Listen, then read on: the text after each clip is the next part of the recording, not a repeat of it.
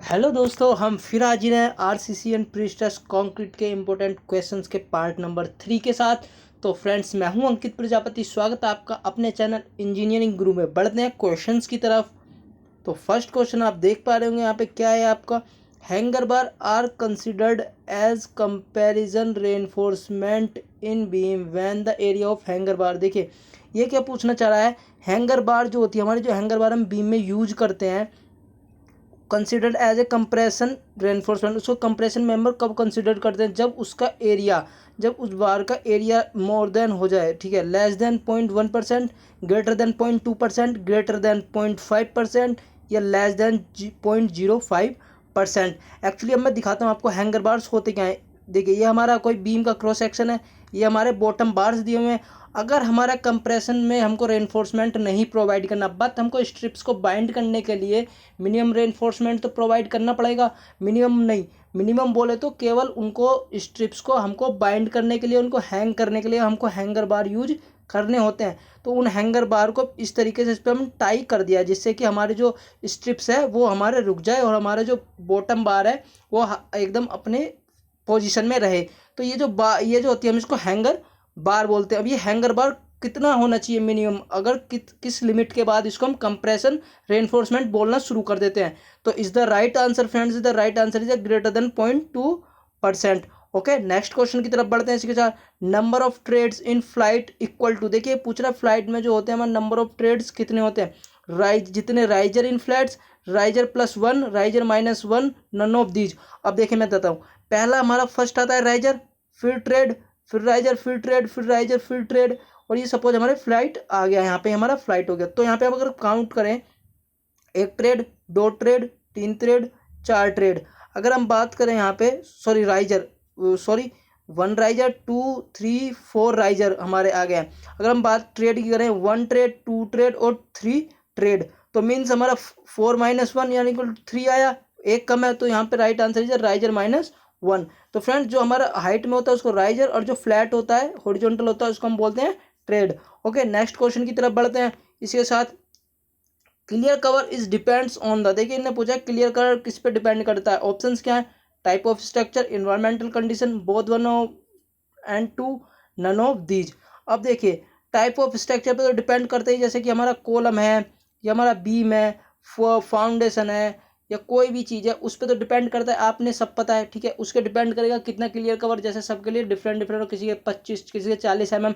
But अब environmental conditions की बात करें, इन्वायरमेंटल कंडीशंस की बात मीन्स हमारा एक्सपोजर कंडीशंस, जो हमारे इन्वायरमेंटल एक्सपोजर कंडीशंस होते, तो हमारा क्लियर कवर उस पर भी डिपेंड करता है। बिकॉज माइल्ड कंडीशंस के लिए हमारा अलग होगा, मॉडरेट के लिए अलग, एक्सट्रीम के लिए अलग, तो हमारा चेंज होता जाता है इन्वायरमेंटल कंडीशन के साथ भी। तो right answer is the both 1 and 2। Okay friends, next question क्या है। नेक्स्ट क्वेश्चन से बढ़ने से पहले फ्रेंड्स, आप सभी से एक प्यारा वाला रिक्वेस्ट है, अगर आप चैनल पर नए हैं तो प्लीज़ सब्सक्राइब कर दें, जो रेड बटन दिख रहा है आपको, और बेल आइकन दबा के ऑल नोटिफिकेशन ऑन कर दें, जिससे आपको हमारे आने आने नए वीडियोज़ के नोटिफिकेशन मिलते रहे। और प्ले लिस्ट में जाके आप हमारे बिल्डिंग मटेरियल के क्वेश्चंस की पूरी सीरीज दे सकते हैं, उसके साथ सर्वे इंजीनियरिंग की पूरी सीरीज दे सकते हो, और आरसीसी की भी हमारी चालू है, आप डिस्क्रिप्शन में भी सभी वीडियोज़ को देख सकते हैं। तो नेक्स्ट क्वेश्चन क्या है हमारा, the horizontal distance between two parallel reinforcement bar in beam shall not be less than, देखिए अब पैरेलल की बात कर रहा है। जो हमारे रेनफोर्समेंटिंग बार हम प्रोवाइड करते हैं, ये हमारा सपोज बीम का क्रॉस सेक्शन है।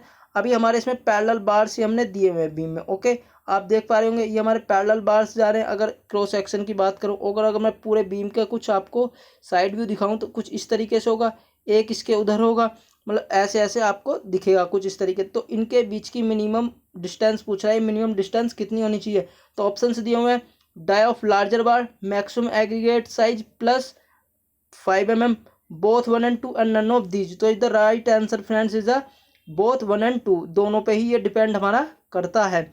ओके, तो इसी के साथ नेक्स्ट क्वेश्चन की तरफ बढ़ते हैं। नेक्स्ट क्वेश्चन क्या बोल रहा है, for the check of deflection the minimum effective depth for the cantilever beam. देखिए क्या बोला है, कैंटिलीवर बीम है, उसमें हमको क्या है, चेक लगाना पड़ता है डिफ्लेक्शन के लिए, कहीं डिफ्लेक्शन में फेल तो नहीं हो जाएगा। तो उस कंडीशन में हमारी मिनिमम इफेक्टिव डेप्थ क्या होनी चाहिए कि वो हमारा डिफ्लेक्शन में फेल ना हो फॉर द कैंटिलीवर बीम। तो ऑप्शन यहाँ पे span upon 7, span upon 20, span upon 26 या नन ऑफ दीज, ये हमको ऑप्शंस दिए हुए हैं। तो मिनिमम इफेक्टिव डेप्थ की बात करें अगर हम, जो हमारी मिनिमम इफेक्टिव डेप्थ होती है for the cantilever beam deflection check लगाते हैं तब उसमें, तो हमारा राइट आंसर होता है स्पैन, जितना हमारा बीम का स्पैन है अपॉन 7, ये होता है हमारा कैंटिलीवर के लिए। अगर हम बात करें हमारा सिंपली सपोर्टेड के लिए, सिंपली सपोर्टेड के लिए हमारा होता है स्पैन अपॉन 20। अगर हम बात करें कंटिन्यूस बीम के लिए तो हमारा होता है span upon 26। Okay friends, I think option clear हो गए होंगे सभी। बढ़ते हैं इसी के साथ नेक्स्ट क्वेश्चन की तरफ। The main purpose of column ties is to resist. देखिए हमारा कोई कॉलम है, कॉलम, ये आपको कॉलम के बार दिख रहे हैं, इसको हम रजिस्ट करते हैं जब इसमें टाई बार मारते हैं, जो टाई बार्स होती है हमारी, उनका पूछा है, उनका मेनली फंक्शन क्या होता है, टाई बार्स को क्यों यूज किया जाता है कॉलम के अंदर। तो ऑप्शन दिए एक्सेल्सियर stress in column, flexural stress include induced in column, buckling of main reinforcing bar, compression and flexure. देखिए कंप्रेशन एंड फ्लेक्सर के लिए तो हमारी क्या है, मेन बार ही उसको रजिस्ट कर लेती है। तो यहाँ पे फ्रेंड्स राइट आंसर की बात करें तो buckling for the main reinforcement बार, तो इधर राइट आंसर। तो नेक्स्ट क्वेश्चन की तरफ बढ़ते हुए फ्रेंड्स, नेक्स्ट क्वेश्चन आप देख पा रहे होंगे अपनी स्क्रीन के ऊपर। नेक्स्ट क्वेश्चन क्या है, पढ़िए।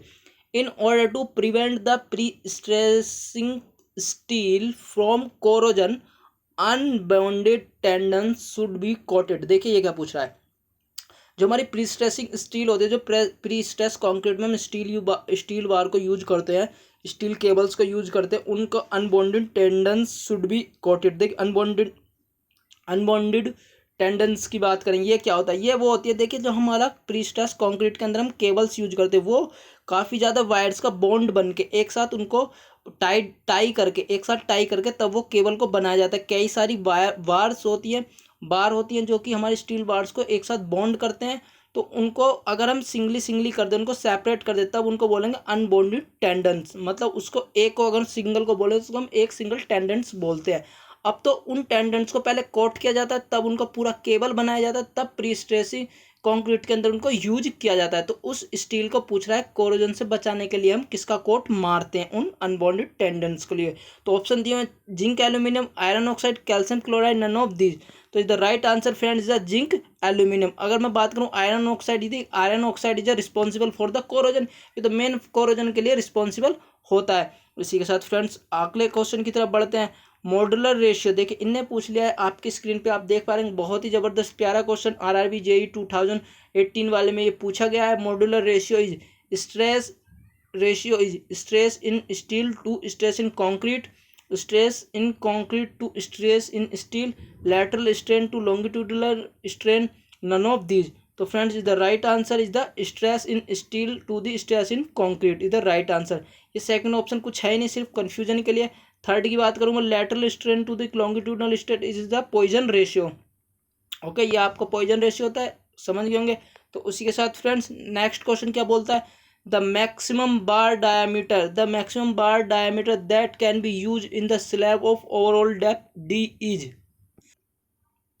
तो यहाँ पे क्या पूछ रहा है, ये पूछ रहा है कि ओवरऑल डेप्थ का मैक्सिमम बार ऑफ डायमीटर। देखिए सपोज ये मेरा आपको क्रॉस सेक्शन एरिया दिखा रहा हूँ आपको स्लैब का, ये हमारे इसमें बार है। ओके, जो इसमें मैक्सिमम डायो बार कितना यूज कर सकते हैं स्लैब के अंदर, ठीक है। ये अगर मेरी डेप्थ इज अ डी है, ओवरऑल डेप्थ, तो कितना हम मैक्सिमम बार का डायमीटर यूज कर सकते हैं। तो इधर यहाँ पे ऑप्शन दिए हैं dy5, dy6, dy8 या dy12। द इधर राइट आंसर फ्रेंड्स, यहाँ पे राइट आंसर हमारा dy6। ओके फ्रेंड्स, समझ गए होंगे यहाँ पे ये जो डारो बार है जो मैक्सिमम डाया यूज कर सकते हैं हम, वो dy6। इसी के साथ नेक्स्ट क्वेश्चन की तरफ बढ़ेंगे फ्रेंड्स नेक्स्ट वीडियो में। जब तक के लिए थैंक यू, जय हिंद, वंदे मातरम। मिलते हैं फिर नेक्स्ट वीडियो में।